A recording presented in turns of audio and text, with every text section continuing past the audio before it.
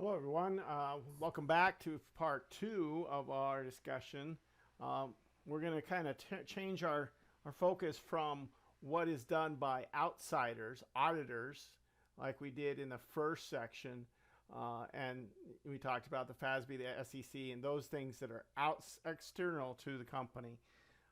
This discussion will be about what a company does internally in order to try to make sure that the information they provide is something that can be relied upon and that people can use for decision making.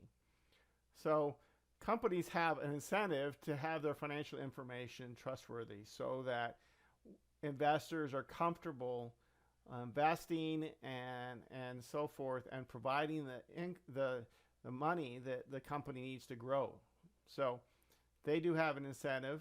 However, sometimes there are also incentives to that might push them to do things that are not appropriate. So brings us to the idea of internal controls. This is what a company does internally to prevent fraud. And that means that someone is trying, they have an intention to steal or to present information incorrectly, usually to get ahead, usually to make money for themselves. Typically, you can't prosecute someone for fraud in court unless they actually received a benefit. If they just did it it's really hard to prosecute them unless they actually ended up making money off of the thing. So it's just something to remember. If you're trying to catch somebody, they usually do something that will allow them to get ahead or get money where they shouldn't have. But there's also the idea that we just make mistakes or there's waste and there's things we did that we shouldn't have done. Nobody intended to do it. Nobody was trying to get ahead. No one was stealing from others. But it still is wrong and it's still wasteful. So these are internal ideas, things we do internally. So we want to make sure that we use our assets specifically efficiently, which means we put them to the best use. We don't lose them. We don't break them. We don't that sort of thing. We do so in compliance with our procedures, the rules we've set internally, and the laws, so that we don't end up in court being sued for or being prosecuted for doing something stupid that's against the law externally as well. And that the financial information is reported correctly. So there's your three kind of focuses of internal control. So talking a little bit about the fraud triangle, three things that were developed from a lot of research into why people steal from their employers. And it basically comes down to, when they kept interviewing, they kept finding a pattern. There's three elements. And when all three elements are in place, chances are very high that there will be some theft, that there will be some fraud. And that the idea is that there's a pressure, some kind of financial pressure on an individual. It could be trying to look as good as their neighbor and not having as much money as they do. It could be that they're going through a divorce or they have a drug problem or a gambling problem, something where they have more demands on their money than it doesn't mean that they're broke necessarily, although that can be the case. Big medical bills can bleed you dry, but some way that they feel like they can't measure up and they don't have what they need. And what they really have convinced themselves of in this case is that they can't share that the people that they care about and love, they don't tell that there's a problem. They just try to pretend like it doesn't exist. They suck it up, and it is more often males than females by statistics. They succumb. They see this pressure that they have to provide for a family or provide money for someone, and they can't do it. And they, rather than just saying, "Hey, we've got a problem," they don't share that with their employer. They don't share that with friends. They don't share that with their family, they just kind of internalize it, and it just builds up inside. That pressure builds up. But that's not enough. There are a lot of people that feel financial pressures that do not succumb to this. Usually the other two have to also be in place. Rationalization is, in my mind, I rationalize, or I tell myself that it's okay to commit this, what is actually a crime, because my employer owes me the extra money, because everybody's doing it, because I'm just going to pay it back. It's a temporary thing. And when things get better, when I've taken care of the financial pressure, I will put it back.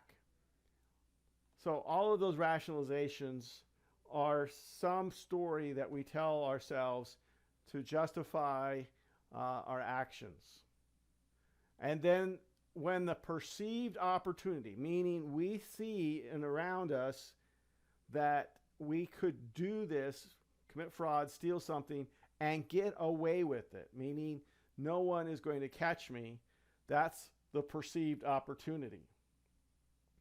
And when all three of those are in place, it seems very hard for folks to resist that temptation.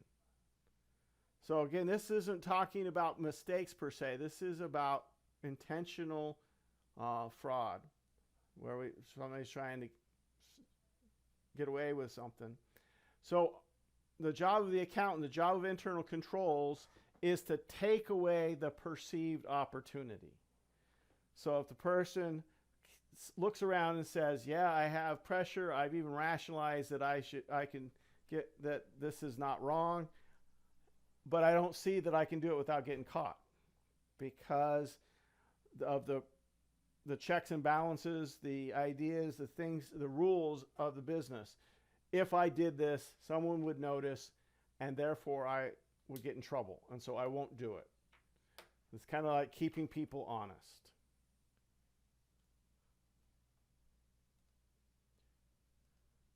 So what is an internal control system? So what do we do? As an accountant, we try to design a system that gives the feeling to all the employees that if you have a problem and you try to cope with that by stealing, then we're going to get caught. Now, the other thing we could probably do is give them a way to talk to someone if there is that pressure, if they're starting to rationalize some of those things, that might help prevent it. But our first line of defense is to take away the opportunity. To do that, and these principles build on each other.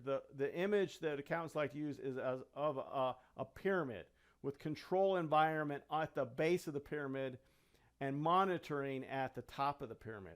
The control environment is the idea that we as an organization follow the rules. The boss follows the rules.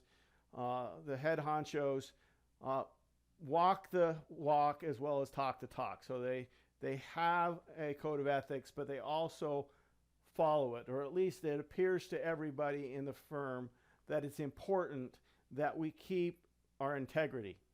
That's what control environment is. Everybody kind of looks to it. It's, you might say, positive peer pressure. A feeling that we are doing it the right way, not just doing it the fast way, not just doing it to get ahead, not just doing it to make a buck, but we're doing it the right way. So once we've kind of established that feeling, and if you don't have that feeling, all the rules in the world don't really work.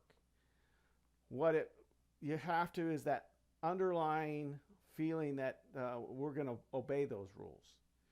Then a good control system says, okay, where in our organization is it risky? Is there a possibility that people would steal, that people would make mistakes? Because remember, we have to deal with both of those. We look for the areas where it's most risky. Cash is always the most risky asset, because if you're going to steal any other asset, then you have to convert it to cash before you can spend it, before you can pay your bills or whatever. So cash is always the most vulnerable asset. And so that's what you think of in your risk assessment. You're looking at places where people could interact with cash. You look at what is likely to be stolen, if you have valuable inventory, if you have very complex accounting issues on certain things that where mistakes would easily be made. Okay?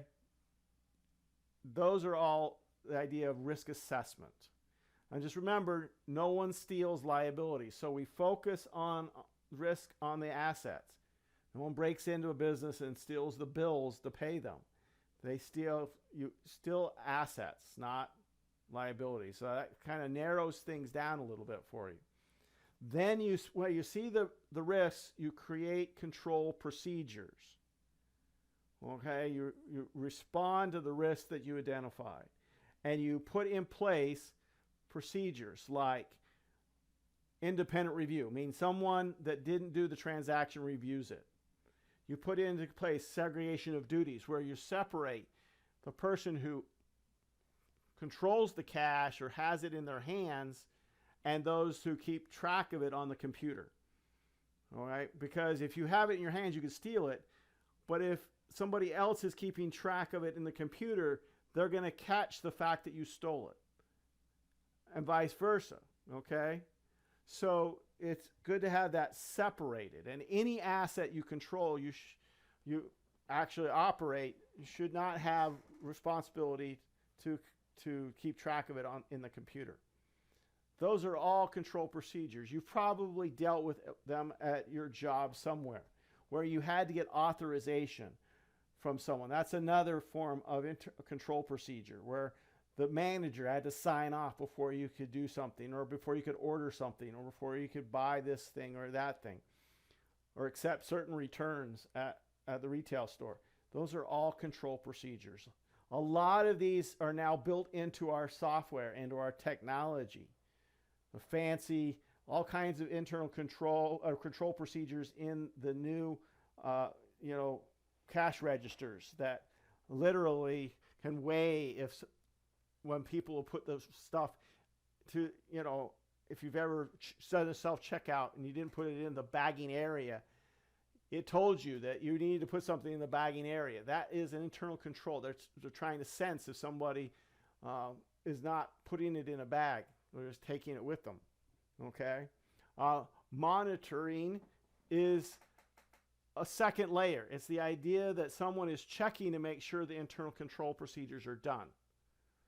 So if your control procedure is that a camera films those handling cash, then the monitoring is somebody looking at that video on a periodic basis to make sure that you're doing the way you're supposed to. Otherwise, if you think no one's ever going to check whether what you did it, then the chances are you'll get lax in doing that actual control procedure. And then none of it works unless people know what the procedures are. So there has to be information, there has to be communication, there has to be training about how it's supposed to work and how to get better at it. Because you're always trying to improve it. There's no such thing as perfect internal control. You want the control to protect against the waste, protect against fraud, but not make for so much extra work that no one likes it. No one thinks it's worthwhile. So if you were an internal auditor, your job would be, a lot of it would be to test to see if these controls are working. You might do that by actually pretending to try to buy something that you're not allowed to, and to see if it can go through the system without authorization. That would be a test to see if the control is working. All right, you might just ask people questions. Do you know about? Did you receive the information? How often do you monitor? You might check to see if, let's say for instance, if someone watches that video we talked about earlier, then they have to sign off. So you would check the log and see if someone signed off. That's what internal auditors do. They should be independent of all the other folks at the business because they're checking that.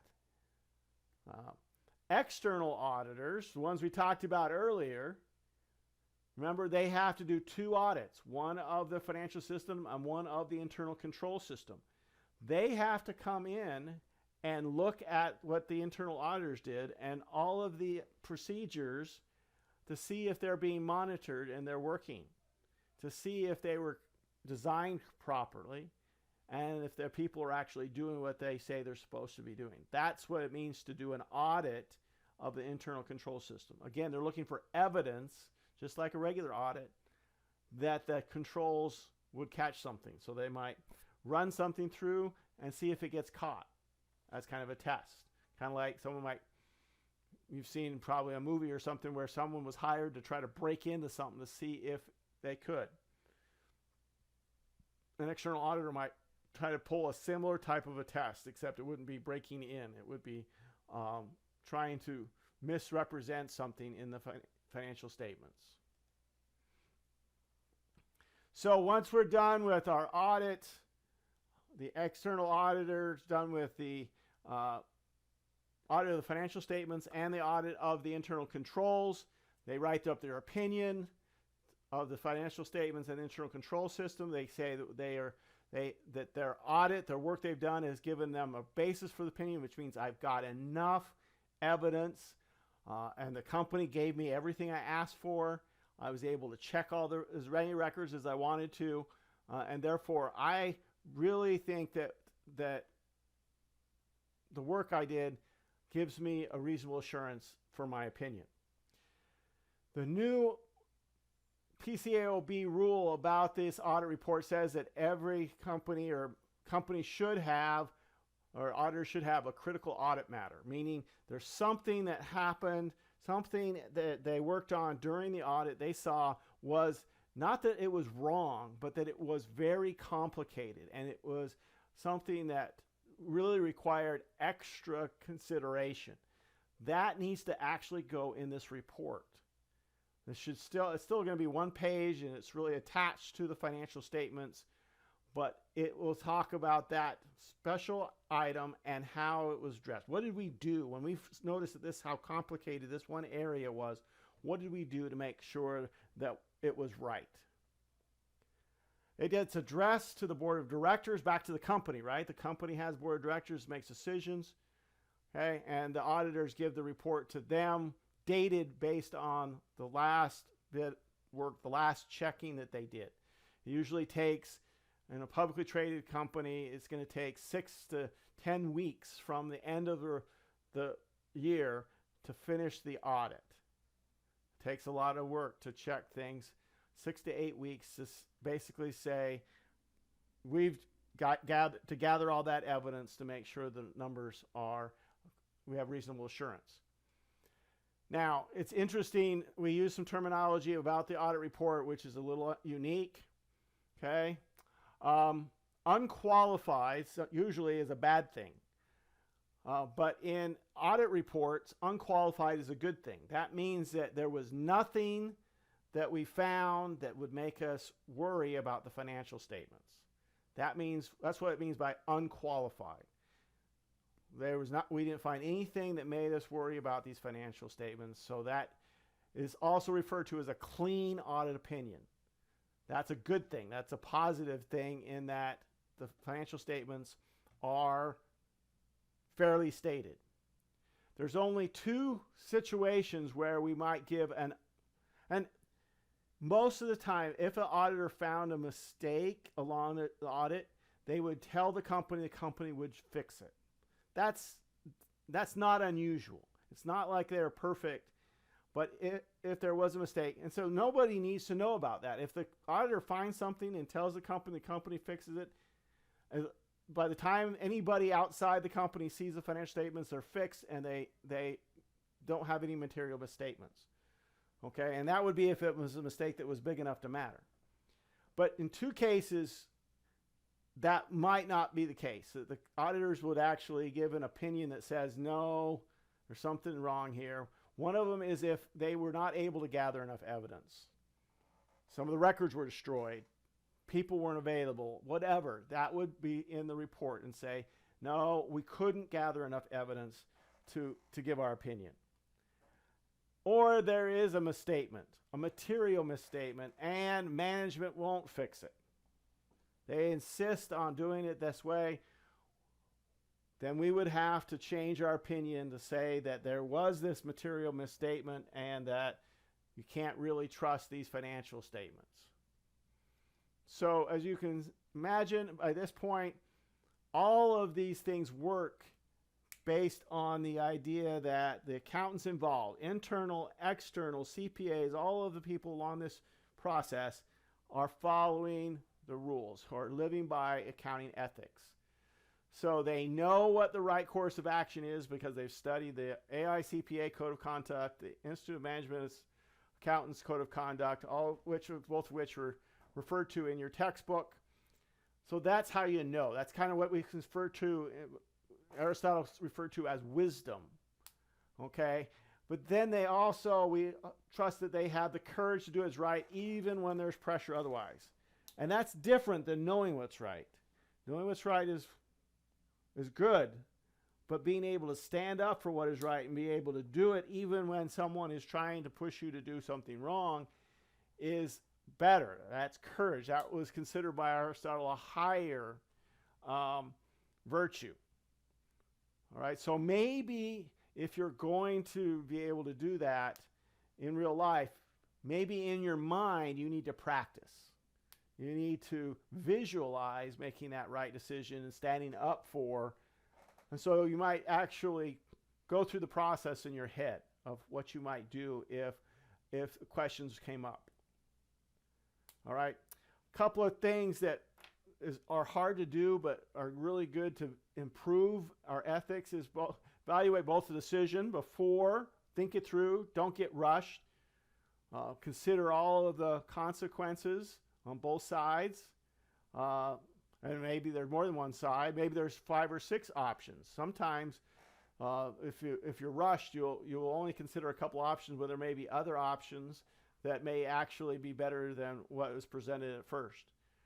And then to look at it after the fact, after you've made a decision, after you've approached it in a certain way, you've applied certain ethical rules, and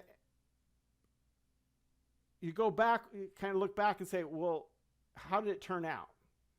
And what could have been done differently? And we don't get better at making decisions. We don't get better at applying ethics if we don't evaluate how we did at it and then look for ways to improve. If we don't learn from our mistakes, we tend to repeat them. So there's some thoughts about this whole idea of accounting ethics and how important it is for the profession of accounting, this process of gathering information and presenting it to investors so that they can make choices, how important these ethics and being honest is in that process.